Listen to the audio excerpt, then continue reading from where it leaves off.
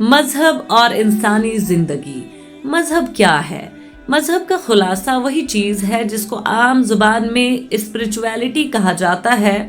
مذہب دراصل spiritual science کا دوسرا نام ہے۔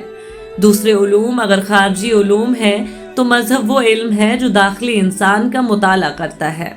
انسان بیک وقت دو قسم کی شخصیت رکھتا ہے، جسم اور روح۔ دونوں ہی کی صحت اور ترقی کے لیے مسلسل غذا کی ضرورت ہے۔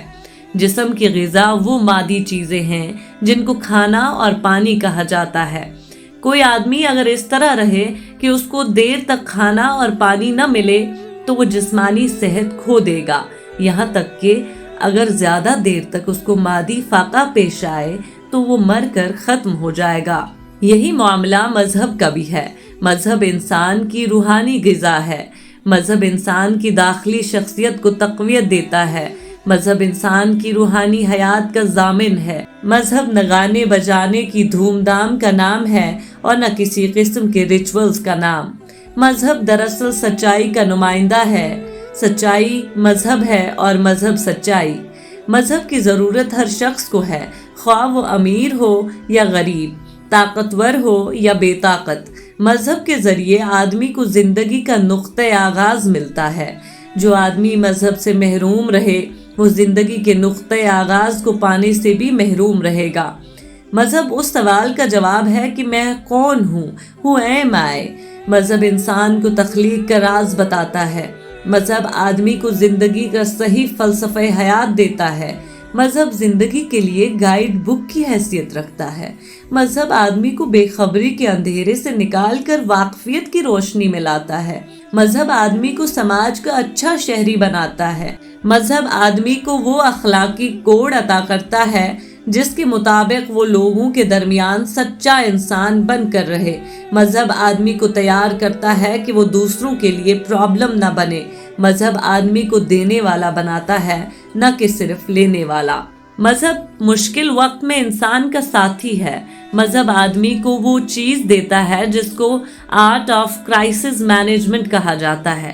مذہب آدمی کو اس قابل بناتا ہے کہ وہ کرائسس کا شکار نہ ہو، بلکہ کرائسس کو اپنے لیے ایک فکری غذا بنا لے۔ مذہب کسی انسان کے لیے انٹلیکچول ہیلتھ کی علامت ہے۔ مذہب آدمی کو اس قابل بناتا ہے کہ وہ نیگیٹو تجربات کو پازیٹیو رزلٹ میں کنورٹ کر سکے، وہ اپنے نہیں کو ہیں میں تبدیل کر لے۔ مذہب آدمی کو اس قابل بناتا ہے کہ وہ کانٹے کو پھول کے روپ میں دیکھے، وہ اپنے دشمن کو اپنا دوست بنا لے۔ مذہب معروف معنوں میں کسی سیٹ آف ریچولز کا نام نہیں۔ مذہب یہ بھی نہیں کہ آدمی کسی فیملی میں پیدا ہو جائے یا وہ کسی گروپ سے وابستہ ہو جائے۔ یہ سب ظاہری چیزیں ہیں، یہ مذہب کی اصل حقیقت نہیں۔ مذہب کی اصل حقیقت داخلی معرفت ہے، اور داخلی معرفت ہر ظاہری چیز سے اوپر ہوتی ہے۔ مذہب آدمی کے اندر رائٹ تھنکنگ بیدار کرتا ہے۔ مذہب آدمی کو وہ چھپی ہوئی چیزیں دکھا دیتا ہے جس کو عام انسانی آنکھ نہیں دیکھتی۔ مذہب آدمی کو اس قابل بناتا ہے کہ وہ پاسٹ سے سبق لے اور پریزنٹ میں فیوچر کو دیکھ سکے۔ مذہب مین کو سپر مین بناتا ہے۔ مذہب انسانی ارتقاء کا ذریعہ ہے۔ ہماری دنیا کے دو پہلو ہیں، ایک دکھائی دینے والی دنیا اور دوسری نہ دکھائی دینے والی دنیا۔ دنیا کا معاملہ آئس برگ جیسا ہے۔ اس کا ایک چھوٹا سا ٹپ آدمی کو دکھائی دیتا ہے، مگر اس کا زیادہ بڑا حصہ آنکھوں کے سامنے نہیں ہوتا۔ مذہب آدمی کے لیے نہ دکھائی دینے والی چیز کو دکھائی دینے والی چیز بناتا ہے۔ مذہب آدمی کو اس قابل بناتا ہے کہ وہ اس آئس برگ کے چھپے ہوئے زیادہ بڑے حصے کو دیکھ لے، وہ سمندر کی سطح سے گزر کر سمندر کی گہرائی تک پہنچ جائے۔ زندگی میں بار بار ایسے مواقع آتے ہیں جب کہ انسان اپنے کو بے بس محسوس کرتا ہے، جب آدمی کو یہ اندیشہ ہونے لگتا ہے کہ اسباب کا سر اس کے ہاتھ سے چھوٹ گیا ہے۔ اس وقت مذہب اس کے لیے نجات دہندہ بن کر ظاہر ہو جاتا ہے۔ اس وقت مذہب اس کی ڈوبتی ہوئی ناؤ کو بچا لیتا ہے۔ اس وقت مذہب اس کے لیے یقین و اعتماد کا سرچشمہ ثابت ہوتا ہے۔ مذہب تمام پازیٹیو اخلاقیات کا سرچشمہ ہے۔ مذہب آدمی کو یہ طاقت دیتا ہے کہ وہ غصہ دلانے والے کو معاف کر دے، وہ لالچ سے اوپر اٹھ جائے، وہ حسد کے جذبے کو اپنے اندر کچل دے، وہ لوگوں کے ساتھ ٹالرنس کا معاملہ کرے، وہ ہر ایک کے ساتھ یکساں طور پر عزت کا معاملہ کرے، وہ اپنے آپ کو بے انصافی سے بچائے اور ہمیشہ انصاف پر قائم رہے، وہ اپنے دشمن سے بھی اچھا سلوک کرے، وہ اپنے سماج میں دینے والا بن کر رہے، نہ کہ صرف لینے والا۔ مذہب آدمی کو بامقصد انسان بناتا ہے، وہ آدمی کے اندر بااصول کریکٹر پیدا کرتا ہے۔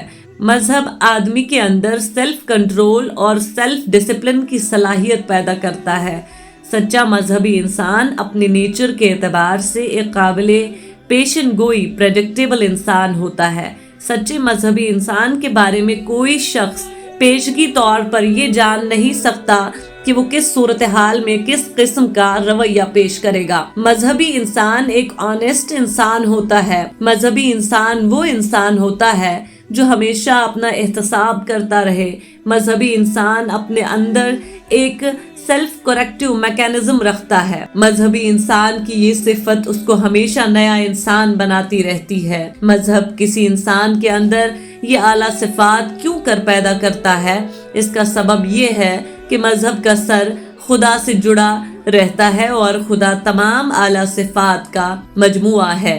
مذہب انسان کے اندر گاڈ اورینٹڈ تھنکنگ پیدا کرتا ہے۔ مذہبی انسان کی سوچ گاڈ اورینٹڈ تھنکنگ ہوتی ہے۔ یہی وہ چیز ہے جو کسی مذہبی انسان کو ناقابل تسخیر انسان بنا دیتی ہے۔ مذہبی انسان کو خدا کی نسبت حاصل ہو جاتی ہے، اور جس انسان کو خدا کی نسبت حاصل ہو جائے وہ سورج اور چاند، پہاڑوں اور سمندروں سے بھی زیادہ طاقتور انسان بن جائے گا۔ یہاں ایک واقعہ نقل کرنا مناسب ہوگا جو تمثیل کی زبان میں بتاتا ہے کہ ایک سچا مذہبی انسان کس طرح ایک ناقابل تسخیر انسان ہوتا ہے۔ سچا مذہبی انسان وہ انسان ہوتا ہے کہ سمندر کا طوفان بھی اس کے لیے کوئی مسئلہ نہ بنے۔ کہا جاتا ہے کہ امریکہ کے ساحل سے ایک سمندری جہاز افریقہ کے لیے روانہ ہوا۔ اٹلانٹک سمندر میں وہ اپنا سفر طے کر رہا تھا کہ اچانک سخت طوفان آ گیا۔ جہاز ہچکولے کھانے لگا۔ جہاز کے تمام مسافر گھبرا اٹھے۔ تمام لوگ پریشانی کے عالم میں ادھر ادھر دوڑنے لگے۔